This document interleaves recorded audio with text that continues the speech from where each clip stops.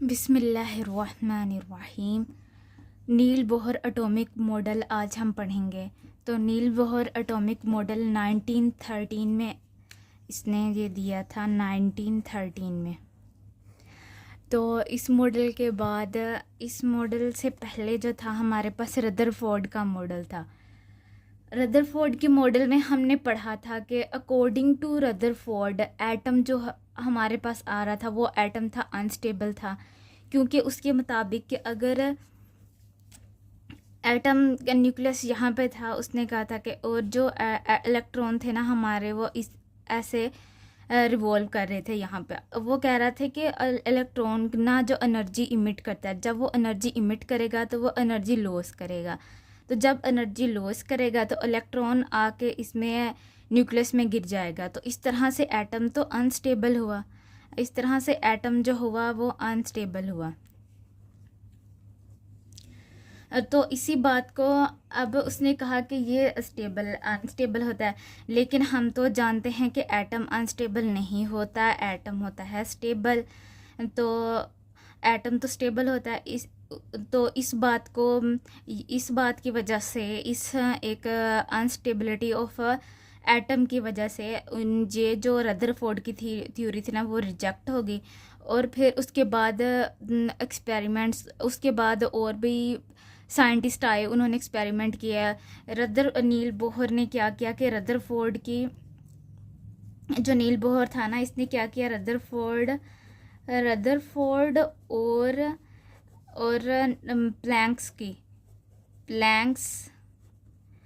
Planks की बातों को, यानी कि प्लैंक्स की थ्योरी को, उसको इसने इन दोनों की बातों को मिला के उसने अपना एक मॉडल दिया हमें। तो उस मॉडल को हमने नील बोहर एटॉमिक मॉडल कहा, ठीक है। तो नेक्स्ट साइंटिस्ट जो आया था हमारे पास, उसने डिस्क्राइब किया कि एटॉमिक स्ट्रक्चर और इसकी एडिशनल एक्सप्लेनेशन दी। यानी कि वो जो नेक्स्ट साइंटिस्ट कौन था वो नील बोहर था। तो इसने हमें कुछ पोस्टुलेट्स दिए, यानी कि इसने हमें कुछ बातें बताई एटम के बारे में। तो देख लेते हैं कि हमें इसने क्या क्या बताया। उसने सबसे पहले हमें बताया कि जो इलेक्ट्रॉन होता है ना वो रिवॉल्व करता है इन डिस्क्रीट शेल्स कॉल्ड ऑर्बिट्स। जो इलेक्ट्रॉन्स होता है, जो इलेक्ट्रॉन रिवॉल्व्स इन डिस्क्रीट शेल्स कॉल्ड ऑर्बिट। अब इस बात का मतलब क्या है? अब इस बात का मतलब है, ये पोस्टुलेट्स हैं, मतलब कि उसने हमें ये बातें बताई थी एटॉमिक मॉडल में, ठीक है। उसने कहा कि इलेक्ट्रॉन रिवॉल्व्स इन discrete shells called orbit.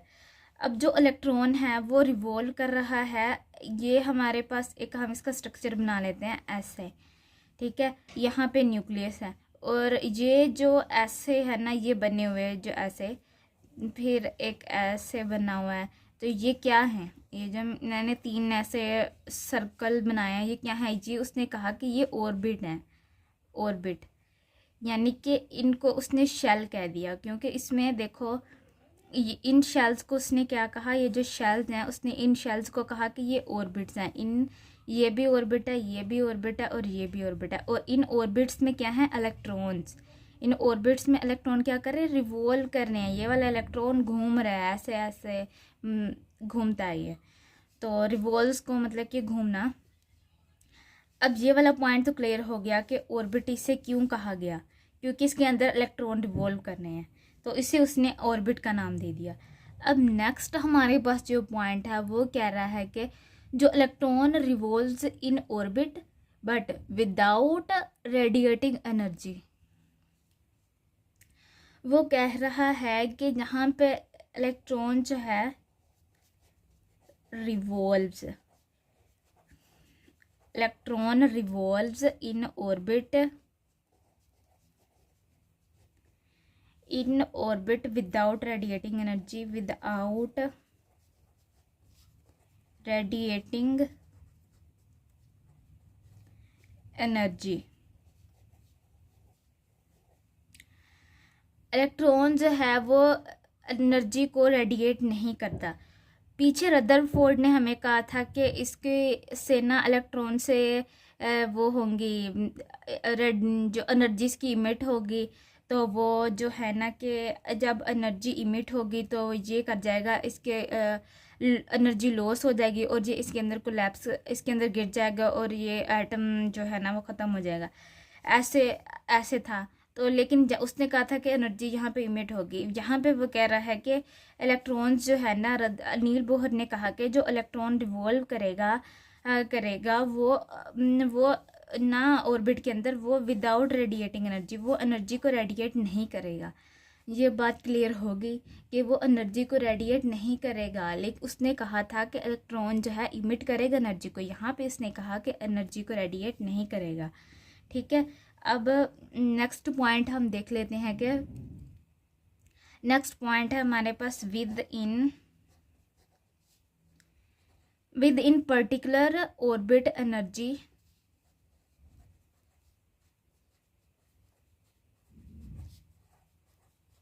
Orbit energy electron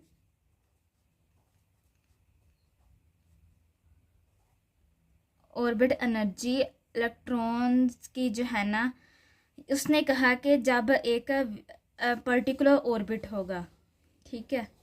अब हमारे पास एक पर्टिकुलर ऑर्बिट होगा। ये पर्टिकुलर ऑर्बिट क्या मतलब, देखो कि रदरफोर्ड ने हमें कहा था कि रदरफोर्ड ने और नील बोहर ने क्या कहा था।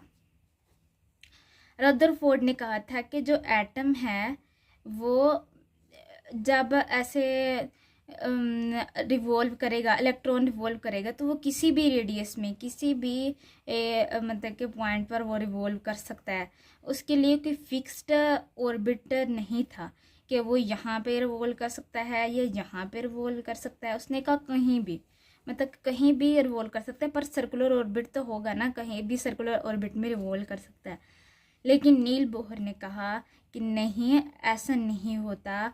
जो इलेक्ट्रॉन होता है ना, वो एक फिक्स्ड ऑर्बिट, पर्टिकुलर ऑर्बिट में रिवॉल्व करता है। यानी कि अगर एक इलेक्ट्रॉन जहाँ पे रिवॉल्व कर रहा है तो उसके आगे एक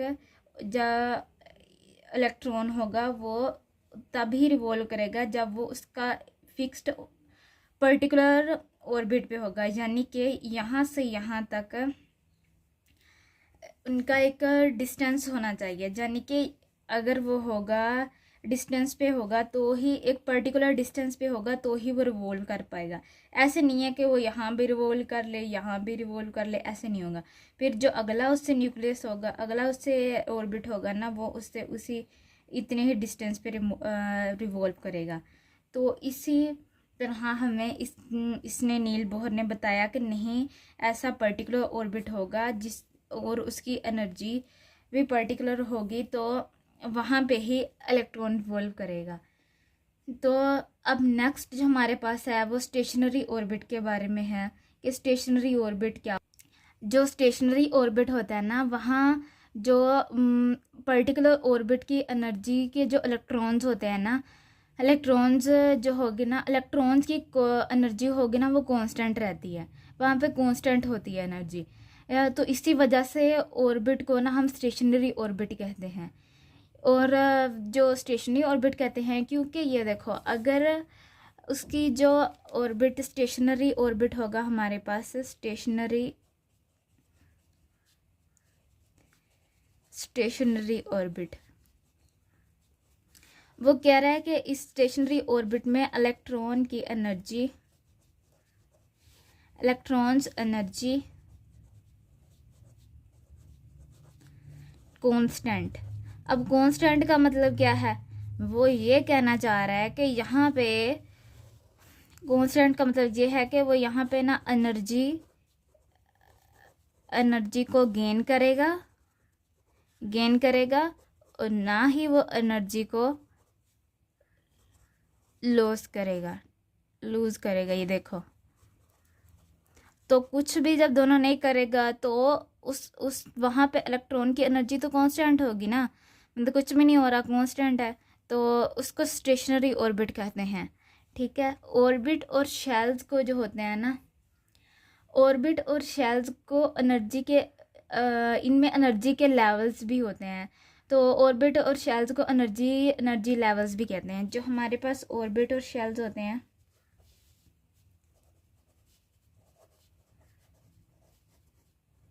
इनको क्या कहते हैं, एनर्जी लेवल्स भी कहते हैं। अब मैंने पीछे एक आपको पॉइंट बताया था कि मैंने कहा था कि पर्टिकुलर ऑर्बिट होगा जिसमें इलेक्ट्रॉन रिवॉल्व करेंगे। अब हमें कैसे पता चलेगा कि ये पर्टिकुलर ऑर्बिट है, और इस यानी कि इसकी कोई मैथमेटिकल देख लेते हैं हम कैसे होगा। अब ये हमारे पास न्यूक्लियस है, ये एक ऑर्बिट है, ये दूसरा ऑर्बिट है, ये तीसरा ऑर्बिट है।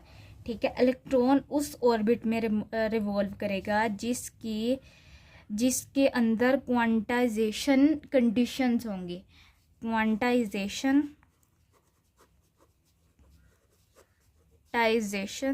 कंडीशंस होंगी।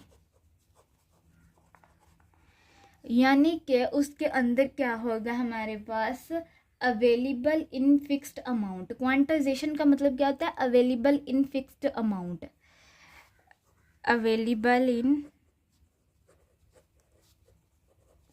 Fixed amount. ओके हो गया। ठीक है, अब क्वांटाइजेशन कंडीशन में क्या होगा, हमारे पास होगा एंगुलर मोमेंटम। एंगुलर मोमेंटम को हम डोनेट करेंगे एल से।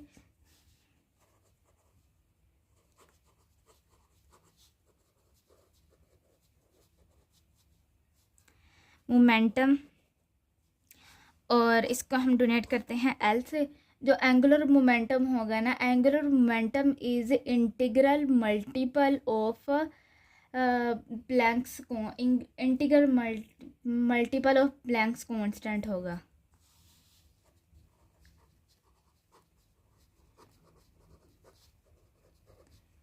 Multiple of Planck's constant.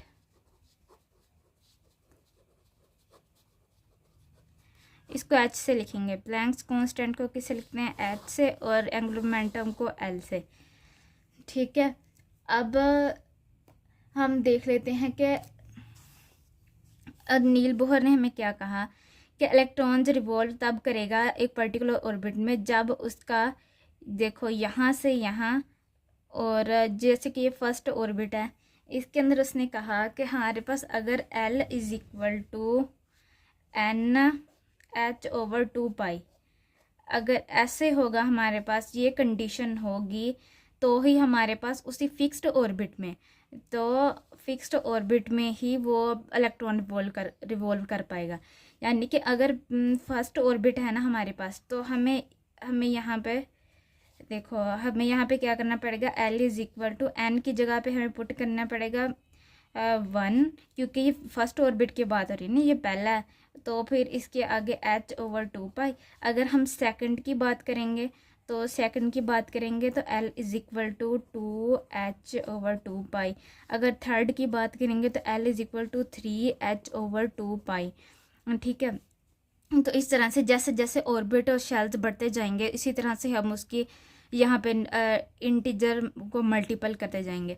ठीक है, ऐसे नहीं हो सकता, यहाँ पे 1 2 3 4 5 6 ऐसे होना चाहिए। ऐसे नहीं होगा कि वो बीच में कहीं रिवॉल्व करा है, ऐसे नहीं होगा कि L इज इक्वल 2.5, ऐसे 2.5 ये वाला तो कुछ है नहीं है, 3.5 ऐसे नहीं होगा, 1 2 3 4 5 नंबर ऐसे होंगे।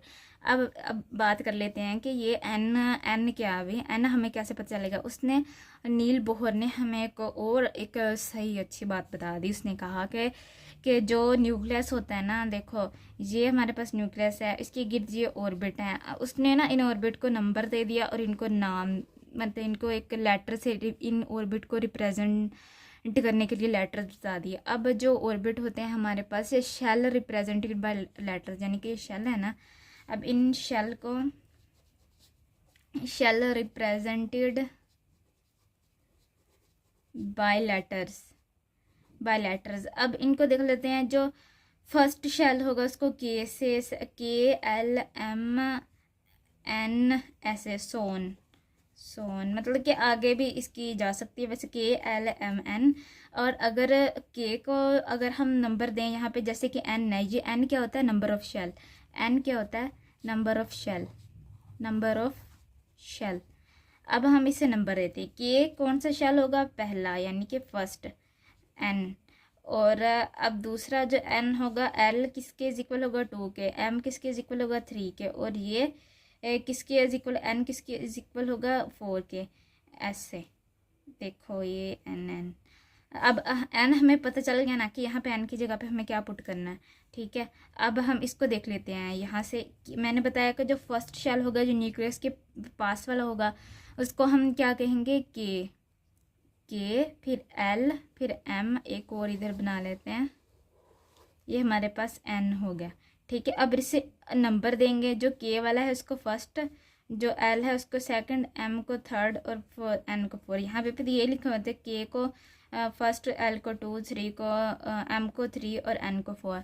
तो यही आज की हमारा लेक्चर था। इसमें हमने पता चल गया कि ऑर्बिट्स होते हैं, ऑर्बिट्स के नंबर पता चल गए। और ये पता चल गया कि जो होते हैं ना कि एटम स्टेबल होता है, क्योंकि यहाँ पर देखो एनर्जी को वो लॉस और गेन नहीं कर रहा, यानी कि यहाँ पे वो एक फिक्स्ड ऑर्बिट में वो रिवॉल्व कर रहा है। वो ऐसे नहीं हो रहा कि वो अपनी एनर्जी को इमिट कर देगा तो वो उसके अंदर कोलैप्स हो जाएगा न्यूक्लियस के अंदर, नहीं है। वो अपने फिक्स्ड ऑर्बिट में आके वो अपनी रिवॉल्व कर रहे हैं। तो इस तरह से रदरफोर्ड की थ्योरी रिजेक्ट होगी और नील बोहर ने हमें बहुत एक मतलब स्ट्रॉन्ग थ्योरी दी हमें। और फर्दर भी हम इसके बारे में डिस्कस करेंगे फिर नेक्स्ट के किसी वीडियो में। नेक्स्ट हम देखेंगे कि जेम्स जो था ना, चैडविक, उसने आगे क्या डिस्कवर किया था।